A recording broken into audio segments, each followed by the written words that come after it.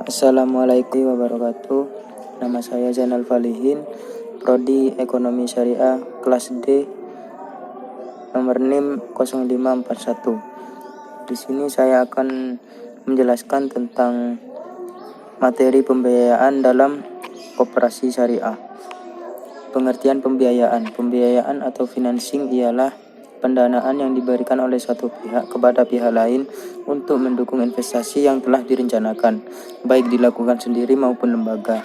Dengan kata lain, pembiayaan adalah pendanaan yang dikeluarkan untuk mendukung investasi yang telah direncanakan. Jenis-jenis pembiayaan. Jenis pembiayaan dilihat dari tujuan. Jenis pembiayaan dilihat dari jangka waktu. Jenis pembiayaan menurut tujuan penggunaan. Jenis pembiayaan menurut akad, pembiayaan dengan prinsip jual beli, pembiayaan dengan prinsip bagi hasil, pembiayaan dengan prinsip akad pelengkap, jenis pembiayaan dalam bentuk aktiva produktif dan aktiva tidak produktif. Unsur-unsur pembiayaan. Adanya dua pihak, yaitu pemberi pembiayaan dan penerimaan pembiayaan. Adanya kepercayaan sohibul mal kepada mudharib yang didasarkan atas prestasi, yaitu potensi mudharib. Adanya persetujuan berupa kesepakatan sohibul mal dengan pihak lainnya yang berjanji membayar dari mudharib kepada sohibul mal. Adanya penyerahan barang, jasa atau uang dari sohibul mal kepada mudharib. Adanya unsur waktu. Adanya unsur resiko baik dari pihak sohibul mal maupun di pihak mudharib. Prinsip-prinsip pembiayaan. Islam merumuskan suatu sistem ekonomi yang sama sekali berbeda dari sistem-sistem lainnya. Hal ini karena ekonomi Islam memiliki akar dari syariah yang menjadi sumber dan panduan bagi setiap muslim dalam melaksanakan aktivitasnya. Prinsip bagi hasil. Fasilitas pembiayaan yang disediakan di sini berupa uang tunai atau barang yang dinilai dengan uang. Prinsip bagi hasil ini terdapat dalam produk-produk, yaitu mudharabah, musyarakah, dan muzara'ah. Prinsip jual beli. Prinsip ini merupakan suatu sistem yang menerapkan tata cara jual beli, di mana bank akan membeli terlebih dahulu barang yang dibutuhkan atau mengangkat nasabah sebagai agen bank melakukan pembelian barang atas nama bank.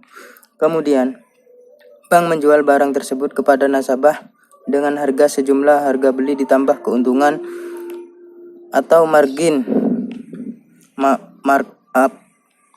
Prinsip sewa menyewa. Prinsip ini terdiri atas dua jenis akad, yaitu yang pertama, akad ijarah, yaitu akad pemindahan hak guna atas barang atau jasa melalui pembayaran upah sewa tanpa diikuti dengan pemindahan kepemilikan atas barang itu sendiri. Yang kedua, akad ijarah muntahiyah bi at-tamlik, yaitu sejenis perpaduan antara kontrak jual beli dan sewa atau lebih tepatnya akad sewa yang diakhiri dengan kepemilikan barang di tangan si penyewa. Sifat pemindahan kepemilikan ini pula yang menandakan dengan ijarah biasa. Tujuan pembiayaan. Secara makro, pembiayaan bertujuan untuk peningkatan ekonomi umat, tersedianya dana bagi peningkatan usaha, meningkatkan produktivitas, membuka lapangan kerja baru, terjadi distribusi pendapatan. Secara mikro, pembiayaan diberikan dalam rangka untuk upaya mengoptimalkan laba, upaya meminimalkan risiko, pendaya gunaan sumber ekonomi, penyaluran kelebihan dana.